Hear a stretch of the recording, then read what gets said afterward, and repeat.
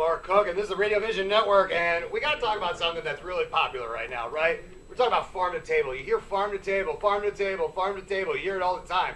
A lot of people don't even know what that means, except that, well, I assume that they're getting the food from the farmers, but listen, it's not just a foodie buzzword, right? This is important to the guys that are actually running the farms, right? Because, listen, the suppliers, they need all of the business they can get. We're talking about pig farmers, right? We're talking specifically about the pig farmers. So I've got two people on the line with me right now. You ready?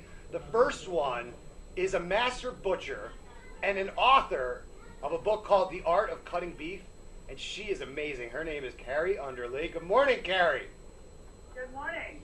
And with Carrie, I have America's Pig Farmer of the Year. His name is Brad Greenway. Good morning to Brad. Good morning to you. All right, guys, so this is awesome, right? First off, Carrie, you are a master female butcher. You talk about that glass ceiling. It's a hot topic right now. You have shattered through it, and you are now literally carving out your niche in what was traditionally a man's market. Tell me a little bit about your journey. Sure. Well, I'm a third-generation butcher, so it's in my family, it's in my DNA, and it's just something that I've always been involved with. So it's exciting that we have more people that are interested in farm to table because it really gives us a chance to highlight the butchery trade. Yeah, because it's important, Carrie, because what we're really talking about here is ethical pig farming. We're not just talking about the concept of farm to table. We're talking about making sure that the animals are treated properly and ethically. So, kind of on your side, Brad, you being an actual pig farmer, and not just a pig farmer, but 2016's America Pig Farmer of the Year, what does this sort of stuff mean to you? You know what? I'll tell you what. First off, it's a great honor to be recognized at, and I'm so excited for this next year of being able to share our farm story and talk about all pig farmers and how they're committed to providing safe food. Yeah, and you know what, Brad, you've been doing this for so long, and your family farm has gone through so many different evolutions, but how are you guys kind of trying to stay on the forefront of making sure that these conditions are really good for these animals? You know, and that's, I love that question, and I'm very proud of how literally 9 years ago we changed the way we were raising our pigs.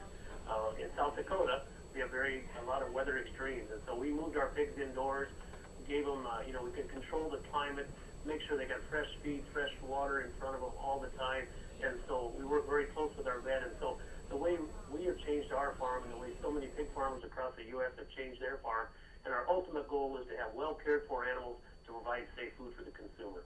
Yeah, because listen, if that's the case, Brad, and this can actually come to fruition, everybody wins.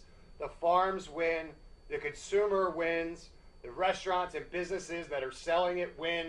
It's a win for everybody. So I think that it's important to understand that ethical pig farming is really, really vital to the entire industry. So Carrie, I got to ask you, you're on the forefront of this female butcher movement, right? So Yeah. how do you feel how does this feel to be such a game changer? Well, when I wrote the book, The Art of Beef Cutting, it was really the opportunity to get in front of other women. And I didn't intend to be a role model. It just kind of happened. And, this farm to table is also something we see a lot, of course, at restaurants. And so we have a lot of women chefs who then want to bring in whole pigs and process them down and do wonderful things like curing and making sausage. And I'm just glad that I was able to be their role model to say, hey, I can do it too.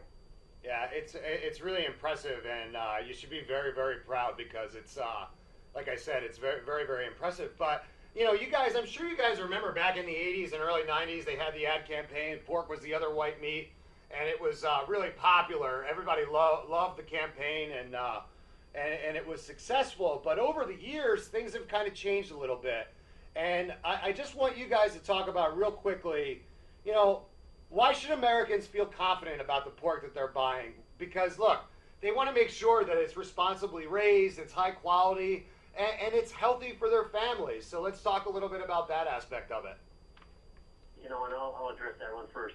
And we know consumers and customers are excited and they're very interested in how their food is raised and grown, and I think that they would really be excited to know that what farmers like myself and on our farm and so many pig farmers do is the training and the education they go through, the requirements and the audits and different things that we do on our farm to provide the best animal care. And so to me, we just love to have people talk to a farmer, come out and visit a farm, watch the videos, go to americanspigfarmer.com, see that for yourself. And we truly are excited about sharing the story. Let's talk about the questions that consumers have, and I'm excited about that going forward.